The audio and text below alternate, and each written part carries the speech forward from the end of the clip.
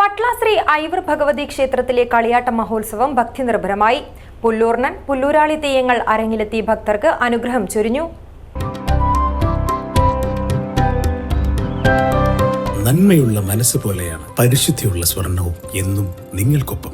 Roshy jewellery, bank road, അൻകോട്ട് road, Kasaragod.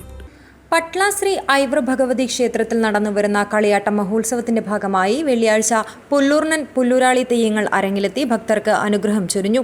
5 ദിവസങ്ങളായി നടക്കുന്ന കളിയാട്ട മഹോത്സവത്തിന്റെ ഭാഗമായി വിവിധ ധാർമ്മിക സാംസ്കാരിക പരിപാടികളും നടന്നു.